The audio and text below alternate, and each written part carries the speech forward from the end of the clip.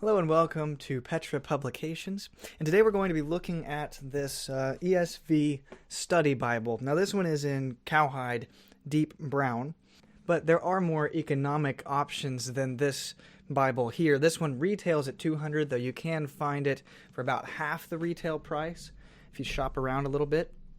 But let's go ahead and open this box up and see what it looks like on the inside. So you open up the box, and I can't remember exactly where this card was. That's the ESVR pledge. That was either inside the Bible or right outside like that. That pretty much just guarantees the life of the Bible, and if it breaks down, they will replace it for free. So one of the reasons I chose this particular version instead of a different one was because of this leather. It is absolutely fantastic. It is there's sewing around the edges there, stitching, I guess you would call that. And I wanted that specifically, mainly just so that it would last longer. I showed in my thin line review that the leather had just split because it wasn't sewn, it was glued. And so I was looking specifically for a study Bible that had the stitching around the outside to hold the leather together from the liner, or to the liner. And I wanted a better liner than the paper as well. And so this was double cowhide. It's so supple, you can bend it, you can move it, you can pretty much do anything to it, and it's just going to fall right back into place. And I absolutely love that about this Bible. Now, I've had this Bible for about 5 months now, give or take, and I started out, I bought it originally thinking that it would be a great reading Bible just for my regular studying, that I would be able to read it and then just have the study notes down below if I wanted to reference something. But I quickly found that that's not exactly accurate to the Bible or doable with the Bible, because there's so many notes that on some pages it takes up more than the Bible text itself. I just couldn't take how much study there was. So I when I ordered my six volume reader set, I was using that to read, and then I was referencing my study Bible every time I didn't understand something, or as I wanted to check where I was. The problem was, as the reader Bible doesn't have the chapter or verse numbers, it became nearly impossible to reference back and forth. And so then I got my wide margin, which I was able to go back and forth, and I reference this nearly every day, even though I don't read from it. And so I would say, if you're looking for a reading Bible, don't buy this. This is not going to be your best option.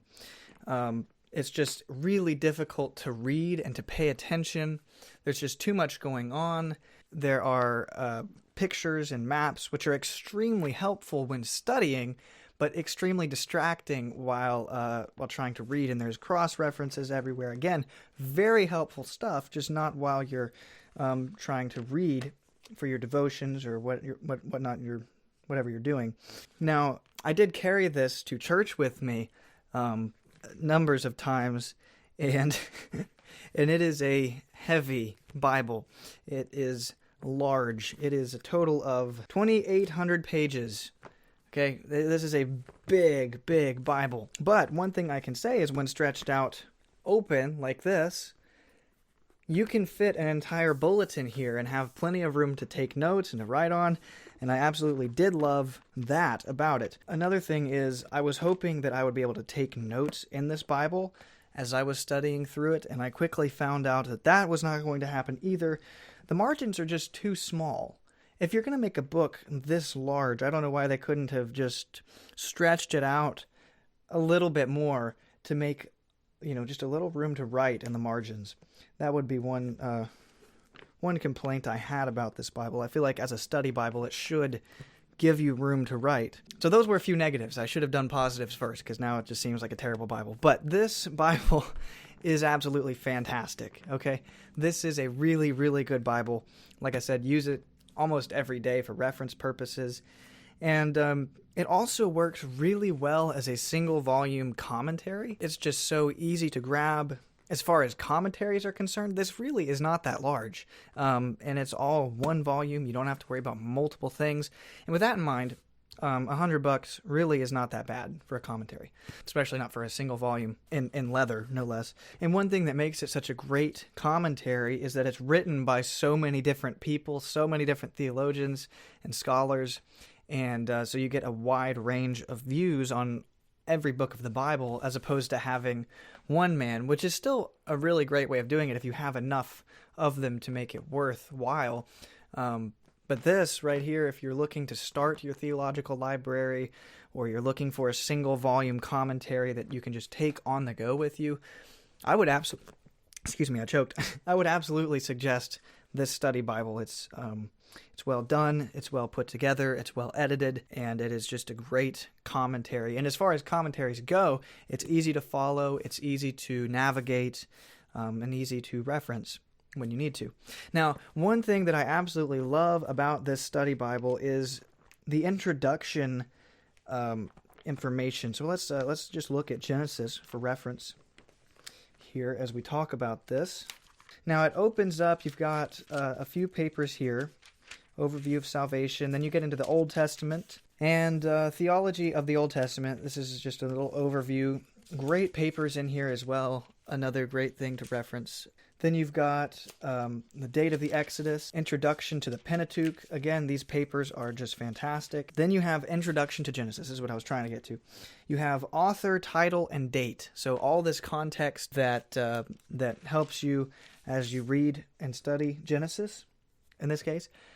You have diagrams, you have the place in the Pentateuch, you have arrangement of the book, you've got diagrams and theme and key themes.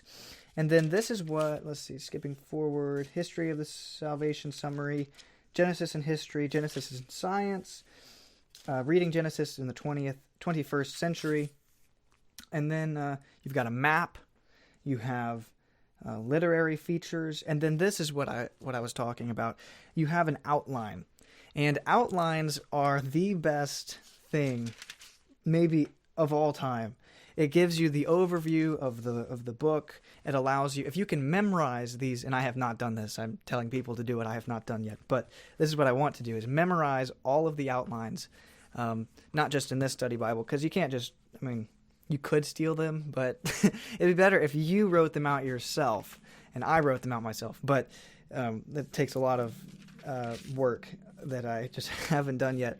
But if you can memorize all of the outlines when you are practicing apologetics or evangelism or whatever it is that you're doing, or just talking in conversation with another fellow believer, it's just so helpful to know where things are, to know where the different storylines are, and then just to see the overview of the book. Here's the introduction, here's the body, here's the closing, that kind of thing. It's just so helpful. And so that is one of the things that I absolutely love about this study Bible, is it includes those very specific outlines. So then you skip into here, you've got different pictures, different diagrams, different maps, different notes, all the way through. And then let's skip to the back here. Get to the end of Revelation, and this is extremely helpful. So they give different eschatological views, and again, because you're looking at so many different people's work inside this Bible, it's a fair representation of all of them. One of my biggest pet peeves is just when one person says, and here's why these other views don't work, instead of saying, here's what they believe, choose for yourself. And so that's what you see in this study Bible, and I do absolutely love that. Then you get to the back, and it's articles and resources. And again, these are fantastic resources. So this is basically a systematic theology in the back of a study Bible. And that is cool. So you get God's plan of salvation. Let's see, where does this biblical doctrine, an overview. This is basically, that one's only about 30 pages. And then you've got biblical ethics, an overview, interpreting the Bible, reading the Bible, the canon of Scripture, original languages, which are very helpful, Old Testament passages, and the New Testament. Now, I love this too. This is so great. So then you can see just straight looking at it, the cross references between the Old and New Testament. Man, I love that. So helpful, so cool. The Bible and world religions. Quick overlook of different world religions. The Bible and Islam, the Bible and religious cults, history of salvation in the Old Testament, preparing the way for Christ. Also a very cool thing there. Then you have a little table of contents here for charts and diagrams where you can find those throughout the study Bible, as well as the maps, and there are a ton of maps. Then you have this just huge concordance. So it says there's 757,000 words appearing in the ESV Bible. And it says a shorter concordance such as this must be selective in the words it includes.